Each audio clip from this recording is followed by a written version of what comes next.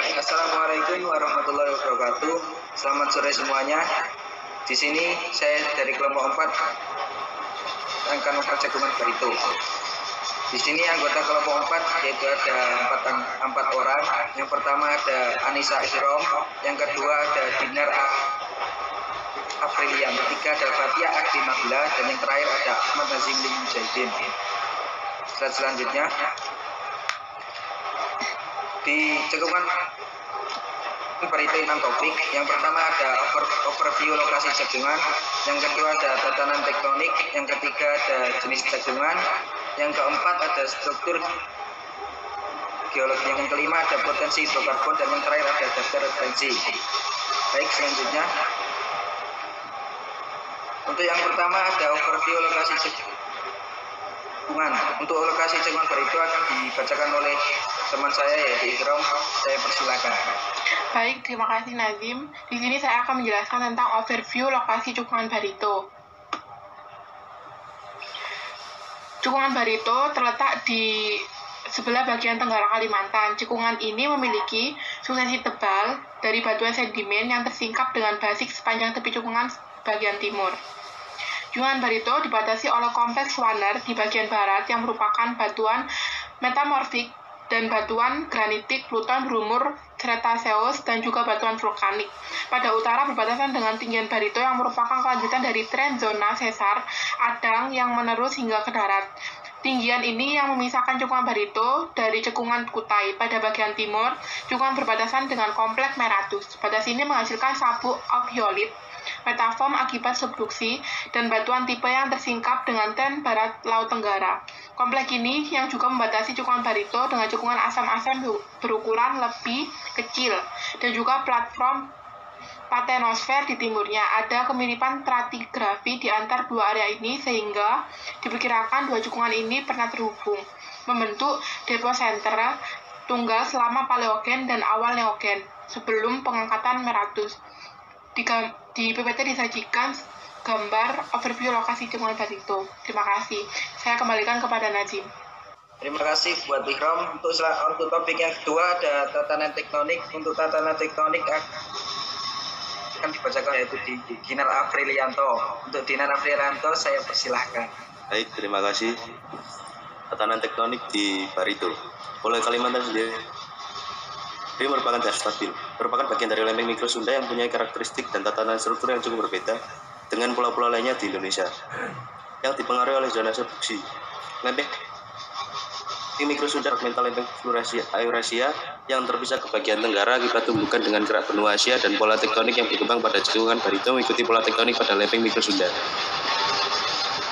Tinggian C adalah atau tinggian haik terbentuk akibat pengangkatan yang terjadi pada busur kepulauan dengan daerah perairan dangkal di sekitarnya, yang merupakan bagian yang tinggi pada zaman Tan Utara. Terima kasih. Baik, terima kasih untuk Dinar. Untuk slide selanjutnya, untuk topik yang ketiga ada jenis cekungan. Untuk jenis cekungan akan dibaca ya Fatia Aklin. Untuk Fatia Aklin saya persilahkan. Baik, terima kasih Nazim. Di sini saya akan menjelaskan tentang jenis cekungan barito sendiri, termasuk ke dalam jenis cekungan asimetri terbentuk di daerah Fordyce pada bagian timur dan sebuah fault form berdekatan dengan Squener atau Shoot Kalimantan Barat. Cekungan barito mulai terbentuk pada akhir Kapur bersamaan dengan tumbukan antara Paternosfer dengan SW Borneo mikrokontinen yang Yana tahun 1999 dalam Darman dan Sidi tahun 2000. Saya kembalikan kepada Nazim. Terima kasih. Untuk slide selanjutnya yaitu pada topik keempat ada struktur geologi yang berkembang di barito. Di sini akan diri yaitu struktur geologi yang berkembang dalam pembentukan cekungan barito itu ada dua jenis, yaitu yang pertama ada tensional sinistral shear dengan arah relatif barat laut, sampai yang kedua ada transpesional. Apa itu transpesional? Yaitu merupakan convergence sehingga mengalami uplift dan lalu mengalami reaktivasi dan mengalami invert struktur yang menghasilkan branching, pensesaran dan pelipatan. Bisa dilanjut. Dan kita yang kelima yaitu potensi hidrokarbon. Untuk potensi hidrokarbon akan dibacakan oleh teman saya yaitu Aklin. Untuk Aklin saya persilakan. Baik, terima kasih menjelaskan tentang potensi hidrokarbon. Formasi Warukin merupakan salah satu formasi penghasil hidrokarbon di cekungan Barito, Kalimantan Selatan. Sampai saat ini, fungsi dari formasi ini tidak kurang dari 14 juta barel minyak. Hidrokarbon terdapat pada lapisan-lapisan batu pasir yang diendapkan dalam lingkungan dataran bawah. Walaupun serpi dan batu bara yang dikandung formasi Warukin mempunyai potensi sebagai batuan induk, tetapi belum mencapai tingkat kematangan yang cukup untuk membangun lapangan minyak Warukin dan Tapian Timur. Hidrokarbon terperangkap pada bagian naik dari sistem sesar berbalik dengan bentuk antiklin sempit memakannya. Peranan sesar-sesar besar yang melibatkan batuan induk yang jauh di bawah batuan reservoir sangat penting sebagai saran. Saya kembalikan ke moderator. Baik, terima kasih untuk Aklin. Bisa dilanjut. Baik, dalam topik yang terakhir atau subbab yang terakhir yaitu daftar referensi.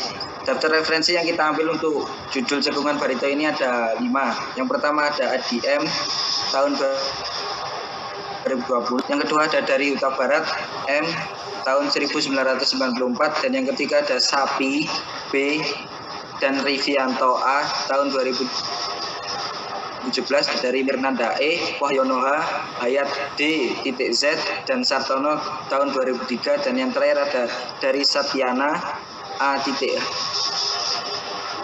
P.D tahun 1994.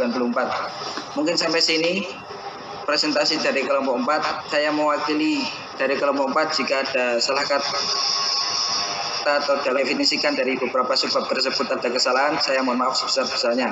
Saya tutup. Wassalamualaikum warahmatullahi wabarakatuh.